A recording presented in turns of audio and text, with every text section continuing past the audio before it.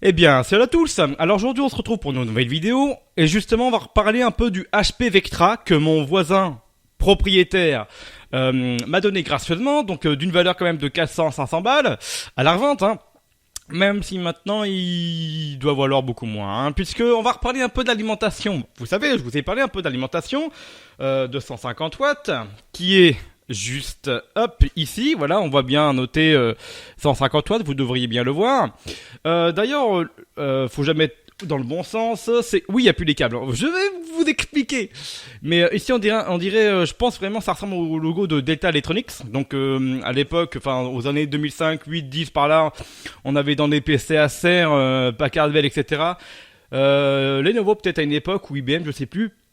Même si plutôt Acer c'est vraiment du Lighten, vous dites comme vous voulez. Donc voilà, j'avais mis ça dans un sac poubelle, vous savez, comme je vous ai parlé aussi de l'imprimante et le scanner que mon voisin propriétaire m'avait donné. Vous savez, donc on avait mis ça, un déshumidificateur. Donc comment ça marche? Donc en fait, vous avez vos couvercles, vous l'enlevez, et donc... voilà, oh, il y en a un tout petit peu. Voilà, donc je sais pas si ça va bien le voir, mais voilà, je vais pas le faire couler par terre, mais voilà, vous avez une petite boîte. Au-dessus, vous avez un support. Vous mettez soit un galet ou des sachets, ça dépend ce que vous voulez, etc. Maintenant, je n'ai plus qu'à me laver les mains. Putain, c'est surtout c'est chaud ce truc-là. Oui, parce que fait déjà 27,6 degrés et il est seulement 10h30 aujourd'hui dans mon bureau là. Donc je vais me laver les mains et j'arrive. Donc pour continuer avec l'alimentation, c'est que oui, voilà, vous voyez que les câbles ont été coupés, mais c'est pour une bonne raison. Et pour ceux qui n'ont pas regardé les vidéos et qui ne veulent pas la regarder, c'est que justement, j'avais dit que si l'alimentation ne fonctionnait pas, j'allais couper ce câble, donc qui est du C-Spin, il ne faut pas oublier que c'est une alimentation AT, non pas ATX. Je vous avais dit que si l'alimentation ne fonctionnait pas, j'allais récupérer ce câble, ce que j'ai fait, d'ailleurs, ça vient de cette alimentation ici, d'accord. Oui, donc elle ne fonctionne plus, voilà, donc on va en parler, donc c'est pour ça que j'ai coupé ça, je me suis permis. De toute façon, je fais ce que je veux. Du coup, donc il va falloir juste dénuder ces câbles, que vous voyez ici. Donc le fil rouge, il faudra le souder avec le fil rouge, le fil bleu avec le fil bleu, le fil noir avec le fil noir. Voilà, vous avez la référence. Vous branchez le fil rouge sur le bouton rouge, le fil vert sur le bouton vert, vous appuyez et plaf. Oui, là vous voyez quand même du fil vert, du orange, du rouge, du jaune, encore du rouge, du bleu, du noir, du rouge. Bref, c'est un arc-en-ciel ce truc-là. L'alimentation, c'est un arc-en-ciel. Alors que maintenant, dans les alimentations ATX classiques, sauf si changement du constructeur, voilà, si fait un petit kiff, si vous voulez changer la couleur de la gaine. Voilà, c'est que vous avez juste le jaune pour le 12 volts, le rouge pour le 5 volts et deux noirs en général pour le monox et le SATA, tout ce qui s'ensuit, qui est la masse. Donc vous avez toujours quand même le vert qui donne le départ à l'alimentation, comme là ça a été le cas.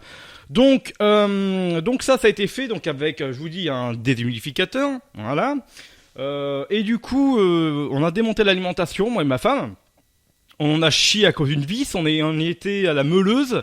À la Dremel, vous savez de Lidl, attendez, je dois l'avoir. Donc, je reviens avec ceci, c'est une mini Dremel de chez Lidl, donc marque Parkside, donc très connue, de toute façon vous voyez les pubs partout, le Karcher, n'importe quoi.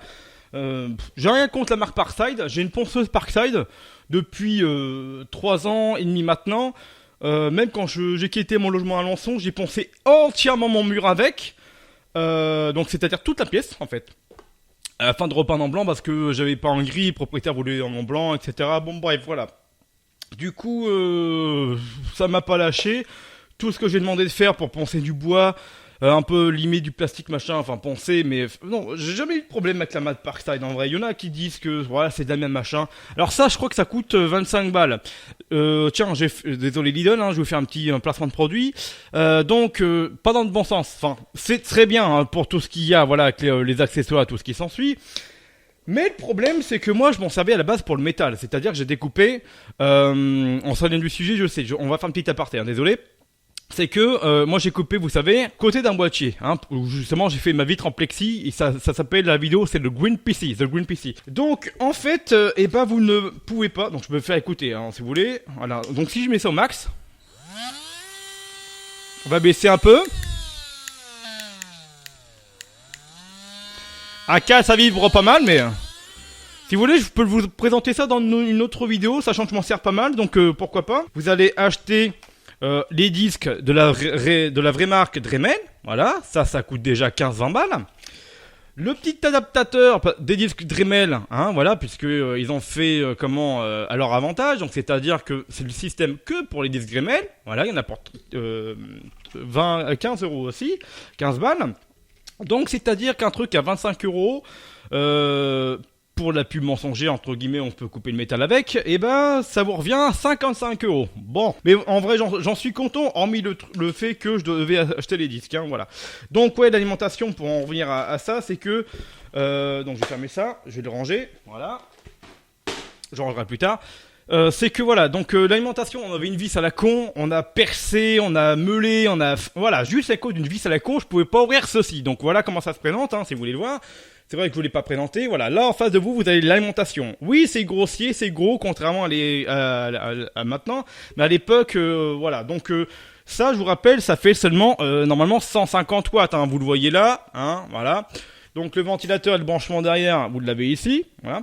Comment ça se présente une alimentation, hein, je vous en ai présenté tellement, voilà, que maintenant vous devrez savoir. Ici vous avez le primaire, le secondaire, et voilà. Donc après il y a toute la transformation de 12 volts, 5 volts, etc. Maintenant, même si les alimentations, vous avez juste un comme les alimentations FSP que j'ai, donc la Hyper M700, d'ailleurs c'est juste là derrière, pour une fois que les boîtes me servent à quelque chose, et la FSP Hyper M85 Plus de 550 watts que j'ai dans mon PC atelier. Donc voilà, pour en venir à cette alimentation, c'est que même en laissant avec le déshumidificateur et tout ce qui s'ensuit, c'est qu'elle a grillé plusieurs fois. Oui, donc en fait, dès qu'on allume la j'ai une vidéo, je vais vous faire écouter, hein, il n'y a pas de panique, ça n'a pas explosé, je m'attendais à pire que ça. Donc j'allume la triplette, vous entendez hein. Donc le ventilateur tournait, hein. Donc technique pour une alimentation, prenez un trombone, vous le mettez dans le câble vert, hein, là ici est présent, et vous mettez dans n'importe quelle masse, donc c'est-à-dire le câble noir, d'accord, le neutre. Donc ensuite vous l'allumez, et donc moi dès que j'allume la triplette, donc on a le ventilateur qui tourne, vous entendez un et ça s'éteint tout seul. Mais à chaque fois, donc t'éteins, tu rallumes, ça se rééteint, ça faisait que ça. Donc l'alimentation n'est pas utilisable puisqu'elle se met en sécurité. Il y a un truc qui grille dedans. Pourtant, je pourrais vous montrer ça en détail un peu plus tard. On peut le faire un peu le topo. Donc c'est-à-dire vraiment sortir le circuit de ce boîtier qu'on en a chié pour l'enlever, putain.